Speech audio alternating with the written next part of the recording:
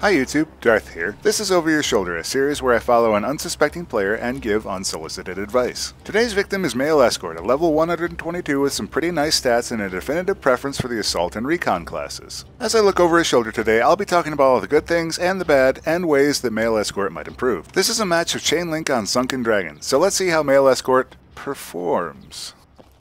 There's my boy. Let's see what we're rocking here. Looks like we've got a Unica, and I'm pretty sure I saw a CS5 in there, but I can't be sure.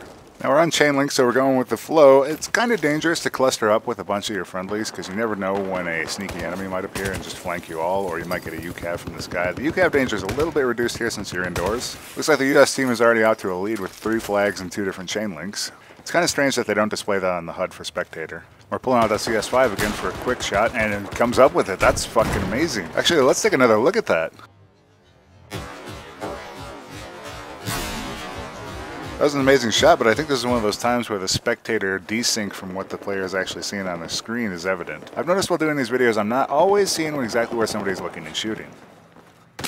It looks like he's taking on and he's gone, just like that. Did any of you see where that came from? Because I sure as heck didn't. Because he looked in the center of the room, there was nobody there, and then he was suddenly killed from it. My best guess is there was somebody prone behind those counters. In any case, Male Escort's doing a good job of spotting, although he's moving around a little bit while he's trying to shoot down sight on a sniper scope, which is definitely a big no-no. If you're moving side to side while you're shooting, it's going to add a ton of deviation to your shot, and it's just something you don't want.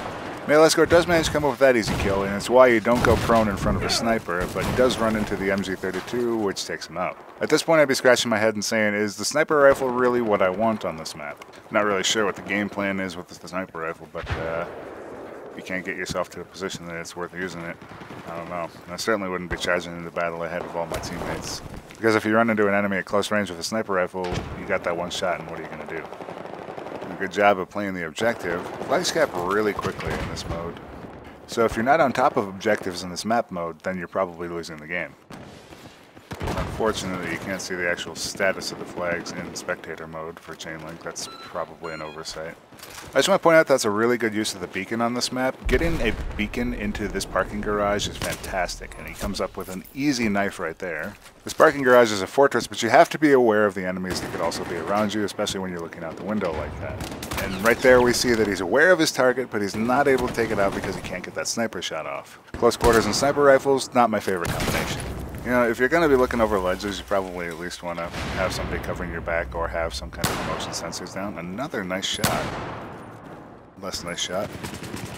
I actually really like the CS5 when I was using it on the CTE. It's got a really nice reload time to the round in the chamber, so you can get off those rounds pretty quick. It feels like a better version of the M40, honestly. Because you can just keep dropping those shots down range. Ooh, wow. I don't know where that res came from. Down. Oh, that's amazing. And Male Escort has suddenly caught fire. That is the power of the sniper rifle and the fast reload at close range right there. Oh my god, and another beautiful quickscope from Male Escort. Let's see if he keeps this up. Doing a great job of capping the flag here from inside the parking garage. This is actually one of the neat, sneaky tricks you can do on this map. And it's one of the nice things about the CS5 is you can just keep following up your shots, but of course you put yourself on the mini-map and that happens.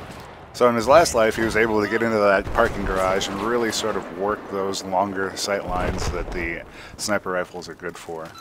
See, and it looks like we're doing the same thing here with the Sunken Dragon itself. This is on the enemy's side of the map, so it's not a bad idea to try and get something in here, but it doesn't have access to all the other flags that are on the map, which is sort of the problem. There's only one flag that's adjacent to this point, and it's kind of hard to get to it from across the bay unless you have it covered by, you know, a sniper like this. And it really becomes this competing shooting gallery between the boat and the hotel. Let's see what we're rocking on this thing, actually. 8x, laser, straight pull. Alright, so that's pretty much a nice setup. I never really understood the straight pull as an unlockable thing in this game. It seems very binary. It's like, would you like your sniper rifle to be crappy or not?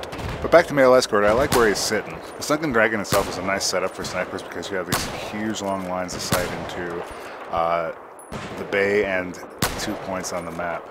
But, like I was saying earlier, it's not really going to win you the map, especially on Chain Link, because there's nothing nearby. You can capture the point, but it's not going to win you the game. So if I were Male Escort, I'd be thinking about where I need to be to both get those long sight lines and influence the most points possible.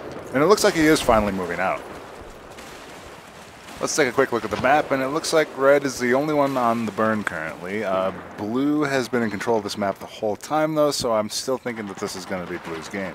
Let's take a quick look at the tickets, and it looks like blue is about 700-ish points ahead. But on Chainlink you can actually find that changing around pretty quickly if your team gets, say, 4 or 5 chains in a row. Which is why teamwork and capturing those flags in a smart manner is really important on Chainlink. And there's that heads-up situation I was talking about with the sniper rifle. If you miss that shot, you're effectively dead.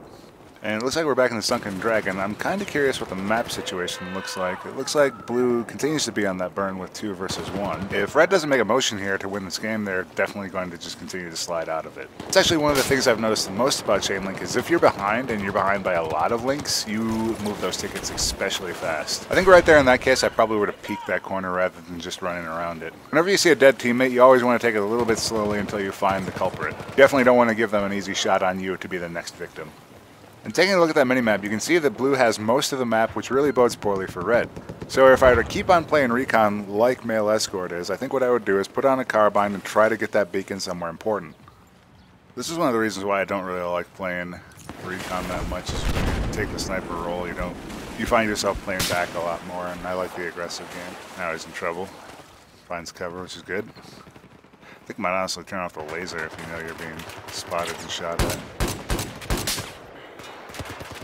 Nice shots there from the Unica. Again, getting good hip fire with that laser on it.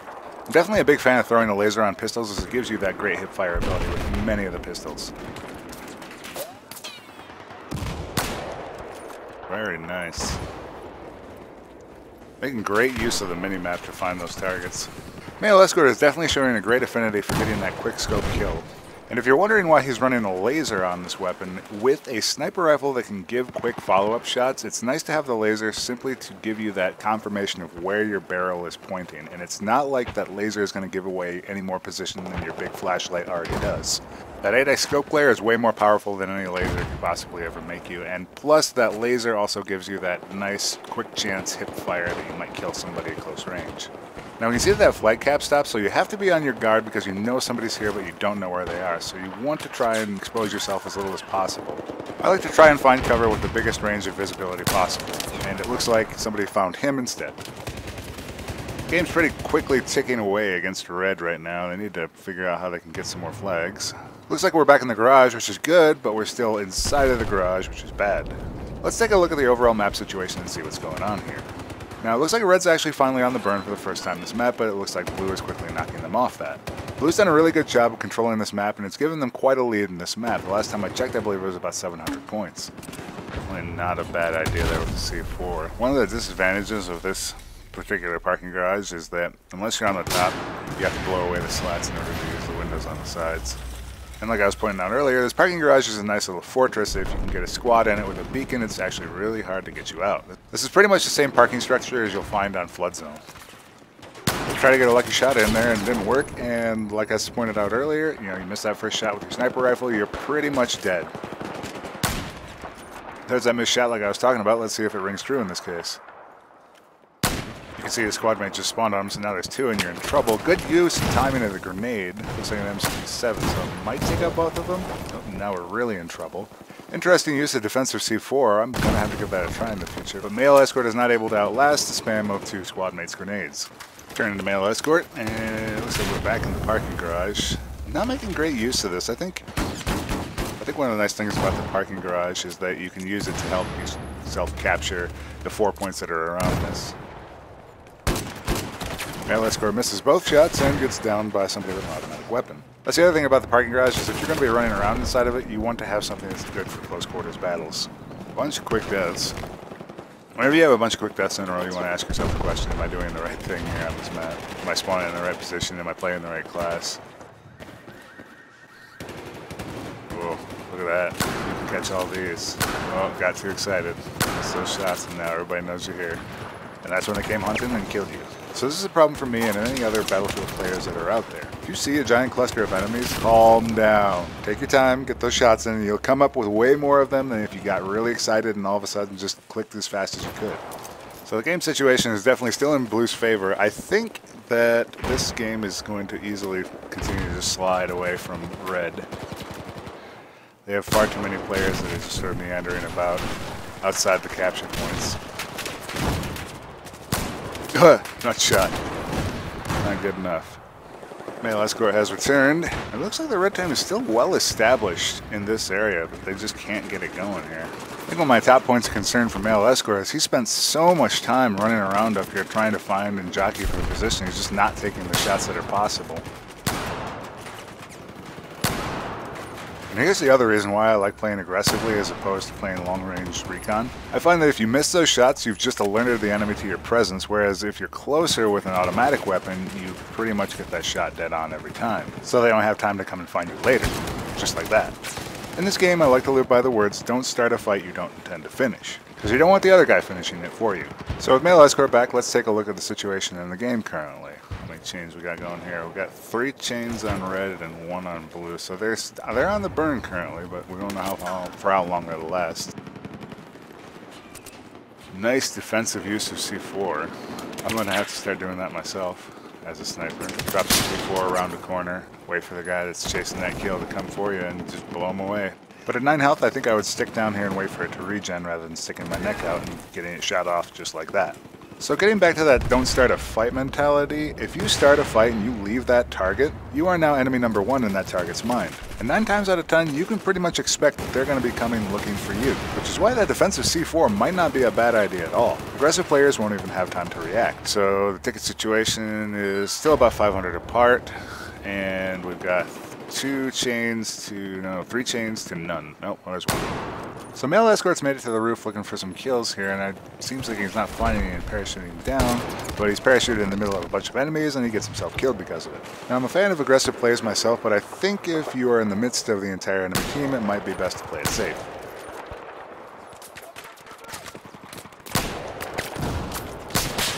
Wow, shooting gallery. Very nice. So that's what you need to be doing the rest of the round, is just timing out those shots and being patient. Well, I'm not sure why he's not responding to the fire that he's taking. Again, we find ourselves back in the garage, but not necessarily on a point. That's what the situation is right now. That's 600 tickets now. Oh, got caught there. That's the thing about dropping the tugs, is you don't want to stay next to it for too long because people come looking for that beeping sound. The squad's doing a really good job of spawning on each other and sort of trying to play out the objectives from where they're at, although their team doesn't seem to be cooperating with them very much. And despite having a cohesive squad, they really aren't playing this cohesive unit either. So imagine this situation instead. Imagine the squad had actually managed to push up on each of these points that are around this parking garage with male escort in tow doing the sniping and making sure that nobody, catches them from long range. Rather than running around on this rooftop the whole time, they might have actually had a chance. And while that spawn beacon in tugs is in a great position, their squad is being done no favors by the fact that male escort is simply walking around inside the garage looking for free kills.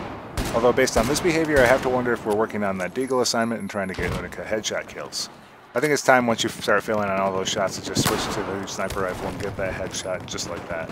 Remember, take your time, plant your feet, and you'll have way more luck than if you're just spraying and hoping for a kill. Let's see what we got for points now.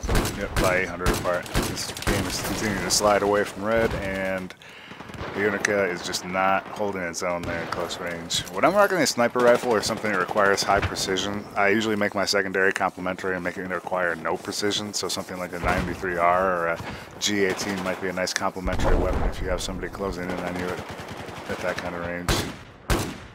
So again, we have an example of starting a fight that you can't necessarily finish. We totally missed that grenade throw, which is something I do a lot. And he gets lucky here because his enemy gets aggressive and goes the wrong way. This is why you want to always try to keep a spot on your enemies so that you know where they are at all times. And remember, if you spot your enemies, you'll see them for at least a few seconds after they've disappeared from your sight. Let's see what we got here on our tabletop. Looks like 1 link for the blue team and nothing for the red currently. Wally makes an appearance. I remember a few months ago, everybody was super terrified when people were talking about this, how they were thinking it was going to be an engineer gadget and not just a pickup. But even as a pickup, it's really only as strong as the person using it. Not that hard to dispatch if you get it out in the open. That's why you kind of have to be sneaky with Wally or have somebody repairing him. Oh, it might be cool to see 2 Wallies in tandem, 1 repairing and 1 shooting bitches. Anyway, I'm spitballing now. Male escort, still trying to work these high areas, not doing much playing the objective. I think he's captured maybe a handful of flags on this, which really doesn't make a difference because those flags can be instantly recapped. And here we're seeing the power of the CS5 with the ability to miss a shot but still get that follow-up right away. But you're definitely going to have a lot more luck hitting those shots if you keep your feet planted like you did in that case. Like the M40, the CS5 gives you that great follow-up ability, but you do still have to at least be patient with your shots. And although this has sort of been the theme of this game, I think at this point Male Escort's just saying to himself, well, the hell with these points, we're going to lose this game, I'm just going to get me some more kills in. But he certainly still is grabbing those free points when they're available to him. I think for some growth as a player, though, I might be looking to just try and get out there and be a little bit more aggressive rather than just sit on this rooftop the whole time. At least for me, when I find that I'm super aggressive with a sniper rifle, it makes me a much better shot over time, even if it's really frustrating to begin with. Because you're going to miss tons of shots and you're going to get killed a whole heck of a lot. And there right there is an example of a player not paying attention to where he's exposed to. And at this point, it's obvious that Male Escort is just going for kills. They're probably down by about 700 points, and it's not looking like there's any chance of comeback. I think if you're having a super frustrating game, this is not a bad way to blow off steam. So there are 2 skulls on the minimap he's not paying attention to, and it looks like there is an enemy tracking him down, and he manages to come up with a kill. It looks like we are in the closing stages of this game. We might get another kill or a flag cap, but I doubt it with how fast these tickets go past. And that's the end of this round of Chainlink on Sunken Dragon. Male Escort had a bunch of great shots as a sniper, but I think where his game could use some work is in how he uses that skill to press the enemy team. He played the objective, but only really when it suited him. There were a lot of times where he was running around, not getting kills, and not really making his way to any particular flag. Chainlink can get away from your team so quickly that there's really a lot of emphasis on always capturing the next flag. I felt like Male Escort did a good job of getting his squad in great positions to capture flags, but never really helped them out with the actual capture that much. But otherwise a pretty solid game by Male Escort. He shot really well, made some great plays, and was a net positive to his team's otherwise lackluster effort. That's it for this episode of Over Your Shoulder. Please like this video if you found it interesting or insightful. If you're new around here, I invite you to check out my channel and consider subscribing. If you'd like the chance to be featured in a future episode of Over Your Shoulder, please message me your battle log info and maybe I'll follow you sometime. As always, thanks for watching, thanks for your support, and I'll see you next time, YouTube.